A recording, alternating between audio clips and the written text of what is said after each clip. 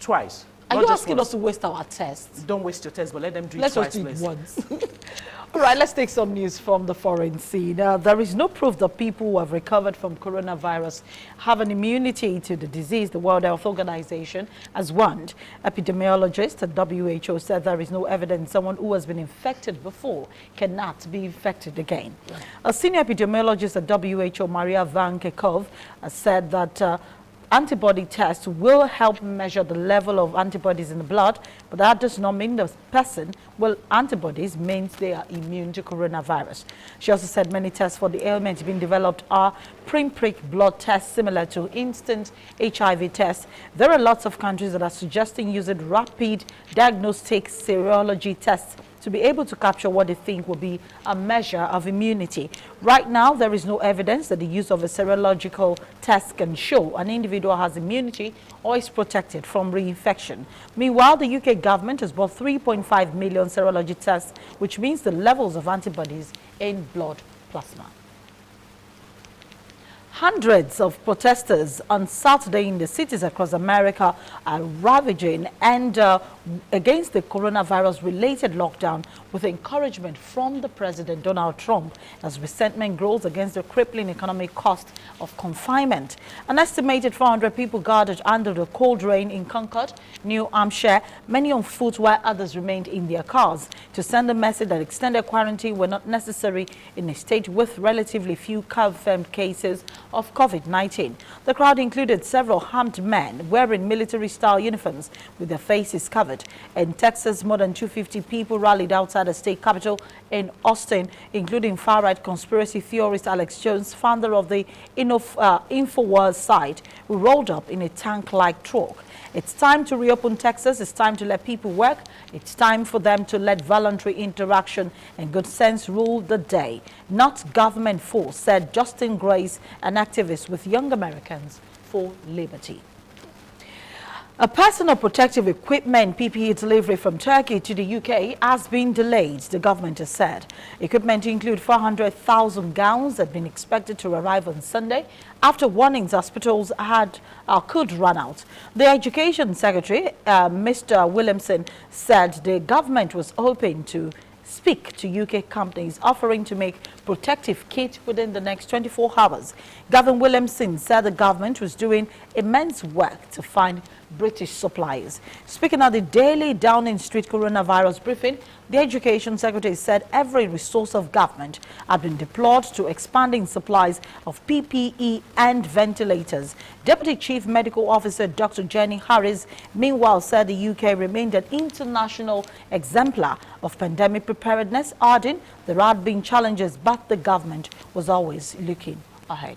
That's it on the news. We quickly take some global updates now on coronavirus. Tessie, one of the things that came across to me in the news we read earlier today, especially for the news globally today, is the fact that in New York, Governor Cuomo said they can now have weddings online. And if they're going to be having weddings online, I think Nigerians will be jumping at that idea as well. Do you see that happening in a society like ours where people must do the funfair, the ashwebi, the gele? Do you see that happening? In Nigeria, the Yorubas, let me classify it, they won't like that. Because, you know, we have our Owambe party.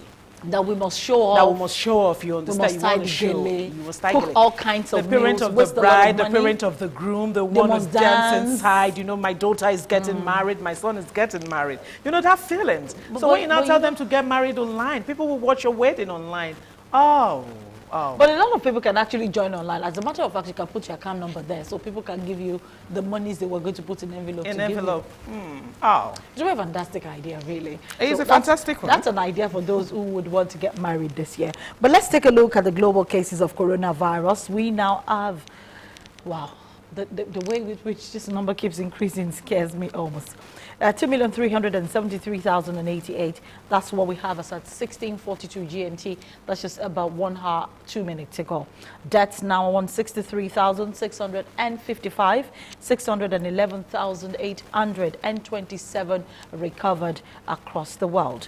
The number of critical, seriously critical, is still 3%. The percentage is still 3%, and that number is 54,456, while we have 1,543,150 in mild condition. That's about 97% of all the active cases across the world. The active cases is the number you have there on the screen, 1,597,606.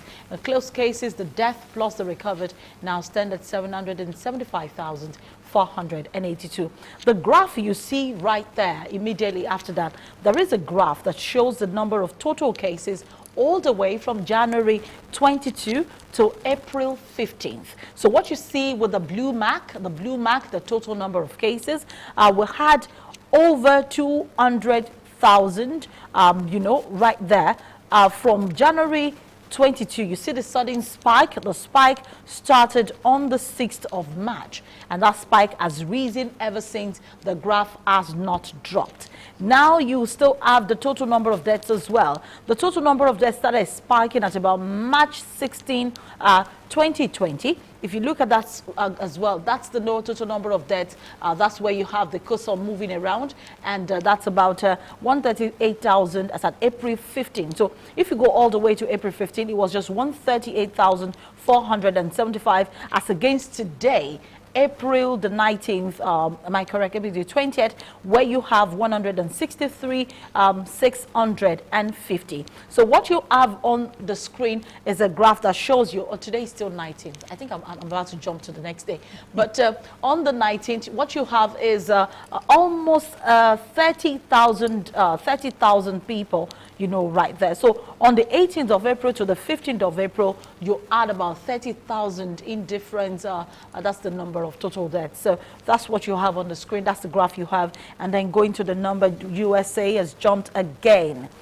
As at earlier in the day, 1:30, where we had the first COVID-19 update, the USA had just one death, remember? Yeah. They had just one. What Now now? 637. No.